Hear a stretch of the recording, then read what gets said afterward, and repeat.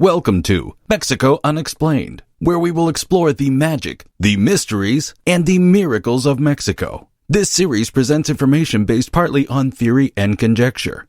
The podcaster's purpose is to suggest some possible explanation, but not necessarily the only ones to the subjects we will examine. Here is your host, Robert Bitto. Welcome, and muy bienvenidos to episode number 30 of Mexico Unexplained, where we examine the magic, the mysteries, and the miracles of Mexico. I'm your host, Robert Bitto. The year is 1941. While it seemed the whole world would explode in the powder keg of war, in one of the many French Revival mansions in the upscale Colonia Roma neighborhood of Mexico City, an elaborate party was about to begin. The gathering included noted industrialists, artists, members of the social and intellectual elite of Mexico, and young politicians. On the guest list was Miguel Alemán, the Mexican Secretary of the Interior, who 5 years later would be President of Mexico. Soon after the handsome Interior Minister arrived at the gala, a young woman entered the room accompanied by Ramon Betata, who served as Mexico's Undersecretary for Foreign Relations.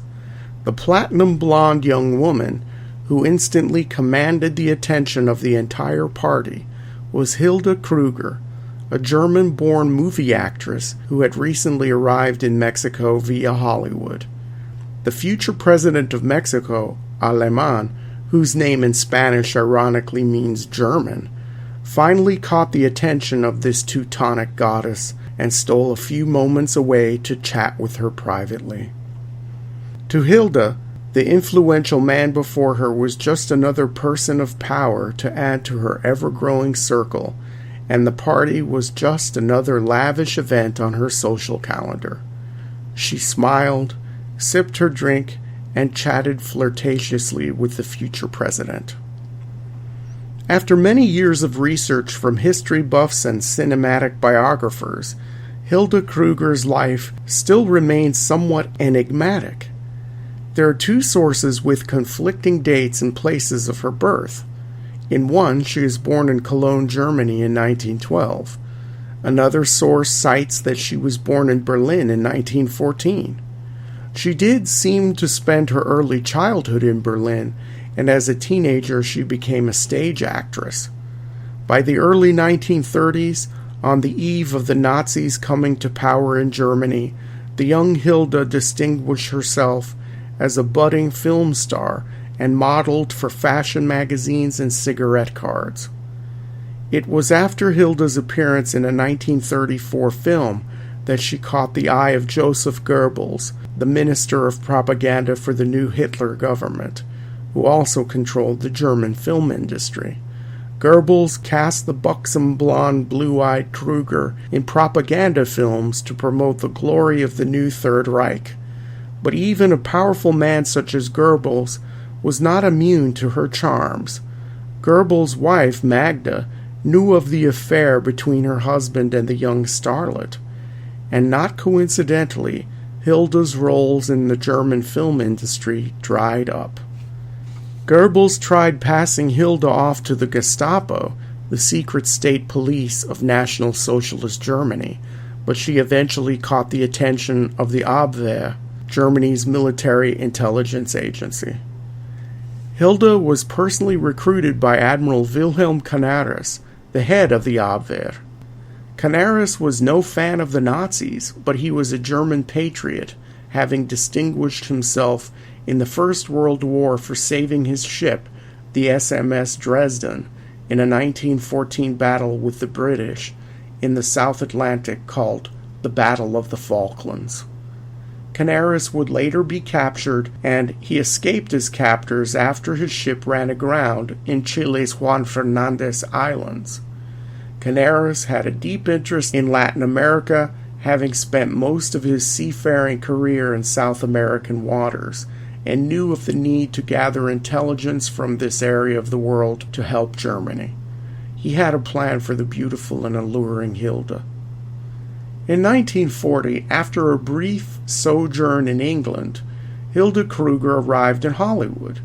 She never became the star that some had expected her to be, but she did burst onto the social scene and moved in influential circles, capturing the attention of swashbuckling actor Errol Flynn and American oil millionaire John Paul Getty, on whose arm she could be seen at parties and movie premieres. She was also associated with Gert von Gontard, the heir of the Budweiser beer fortune, with reports of her traveling between Los Angeles and St. Louis, where the King of Beers is headquartered. There are some reports that Hilda had married a German-American businessman during the brief time she was in the States, but this does not fit the greater narrative of her time in America. At the time, the FBI and the OSS had been watching Krueger and had wondered who was paying her bills. The actress did not get many parts in Hollywood, and so how could she afford her luxury suite at the Beverly Wilshire Hotel, her beautiful clothes, or her fashionable jewelry? Who was behind this? The Gestapo? German military intelligence? Joseph Goebbels himself? In an FBI file declassified in 1985, we found that the agency figured it out. Oilman Getty was paying her bills, and after it became clear that the United States would most likely side with the British in the eventual war with Germany, Getty arranged for Hilda's travel documents to get her into Mexico. This was early in 1941. By the time of Hilde Krueger's arrival in Mexico, German propaganda had been flooding the Mexican media for over half a decade. Arthur Dietrich, the press attaché at the German embassy in Mexico City, fed the two major newspapers, Excelsior and El Universal, a steady stream of pro-Third Reich news stories. He even was instrumental in founding a high-culture magazine called Timon, to help disseminate the message of the new German Reich among the more educated Mexican readers. By the late 1930s, public opinion in Mexico was being swayed in favor of Germany, much to the dismay of the Americans and the British.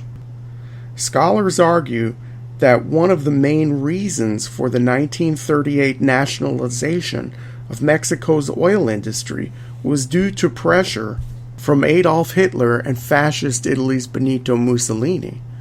The American and British companies that formerly controlled Mexico's oil production were not selling to the Axis powers, and Hitler had his eyes on Mexico's petroleum to help fuel the Luftwaffe and the rest of the growing German military machine. As soon as the nationalization was complete, oil tankers left the port of Veracruz for refineries in Hamburg. Arthur Dietrich's propaganda machine in Mexico not only helped win sympathy for Germany's cause in that country, it inspired hundreds of Mexicans of German ancestry to return to the fatherland and help in building Hitler's new society. Others were recruited to help on the Mexican home front. This is when Operation Pastorius was born. Operation Pastorius, developed by German military intelligence and carried out by 24 Mexicans of German heritage, had several objectives. Its nexus of operations was in the northern Mexican industrial city of Monterrey, and its primary purpose was to assess military capabilities of the United States. Its other purposes included industrial espionage against the Americans and the smuggling of strategic raw materials such as mercury and tungsten out of Mexico and to Germany. The head of the spies in Monterrey was George Nicholas, whose cover was working for Blaupunkt, a small German electronics firm. Another major spy was Otto Guido Mobius, whose father founded Mexican megabank Banorte and who owned several businesses in northern Mexico, including a chemical plant on the top of which was erected a massive radio antenna that would connect him directly with Berlin. In the midst of all of this was Hilde Kruger, who was passing along information she received from Nicholas and Mobius to the head of military intelligence, Wilhelm Canaris. Hilda's time with the Monterrey spies is pretty murky, and it is unclear who she was working for at this time. In late 1941, Canaris had grown resentful of the Nazis and began working for the underground resistance to oust Hitler from power. So, we will never know if Hilda was working for the Nazis or indirectly working for the German resistance at the time, or whether or not she knew who she was working for. One can only wonder what backroom deals were made between her and those in power for her own survival. As a footnote, her mentor Canaris would face execution for his involvement in the 1943 Generals Plot, a plan to assassinate Adolf Hitler. After the United States declared war on the Axis powers in December of 1941, the Americans put increasing pressure on the Mexicans to give up their neutrality and take sides in the war. In January of 1942, Mexican President Manuel Ávila Camacho allowed the U.S. to use its ports and airfields for the war effort. Also that month, the U.S. pressured Mexico to deal with Nazi spies in its territory and to end the propaganda coming from Arthur Dietrich's office at the German embassy in Mexico City. Dietrich was expelled from the country, and the U.S. government handed over a list of 24 people who were part of Operation Pastorius in Monterrey. All 24 on this black list, except one, were arrested and sent to a hard labor prison in Perote in the Mexican state of Veracruz. The lone person given clemency was none other than Hilde Krueger. Mexico declared war on Germany on May 25, 1942. Hilde Krueger remained in Mexico and went on to make 4 feature films: Casa de Mujeres, House of Women, in 1942, and 3 films in 1945. Those films were Adulterio, Adultery, El que murió de amor, He who died of love, and Bartolo toca la flauta, Bartolo plays the flute. There were rumors in the press of her secret life, and there was some pressure to have her deported in the days after Operation Pastorius. Hilda solved her problems once again by using her associations with the influential. In 1942, she married Nacho de la Torre, a wealthy Mexican businessman and grandson of former President of Mexico Porfirio Diaz. De la Torre suggested she enroll in UNAM, Mexico's largest university, and earn a degree in Mexican history to learn more about her adoptive country and to further legitimize her stay in Mexico. Krueger went on to become quite an accomplished scholar, specializing in the area called the Second Empire, in which Habsburg Emperor Maximilian and the Empress Carlota ruled Mexico. In 1944, Hilde Krueger published her thesis titled La Malinche, or El Adiós a los Mitos, The Malinche, or Goodbye to the Myths, about the life and times of Doña Marina, the beautiful and intelligent indigenous woman who served as the translator and lover to Spanish conquistador Hernán Cortés and helped to overthrow the mighty Aztec Empire. Undoubtedly, as a woman in a similar situation and faced with difficult choices in the circles of wealth and power in which she moved, Hilda could identify with the Malinche. You can learn more about the historical Doña Marina, also known as La Malinche, by listening to episode number 20 of Mexico Unexplained. As an aside, the artwork for Hilda's book on La Malinche was done by famous Mexican social realist painter José Clemente Orozco. This just goes to show how well connected she actually was. In 1956, Hilde Krueger divorced the grandson of Porfirio Diaz and married the richest man in Cuba, the Venezuelan-born Julio Lobo Olavarria. The marriage lasted less than a year, and with a hefty divorce settlement, Hilda relocated to New York City, where she set up house in a luxury apartment in Manhattan. Moving among the wealthy social circles there, she soon married a Russian-born industrialist. Hilda made one more movie in 1958 called Zum Goldenen Ochsen, The Golden Ox Inn, a German-Swiss film shot in France, but little is known of her life after this. Some sources claim she died on a visit to Germany in 1991.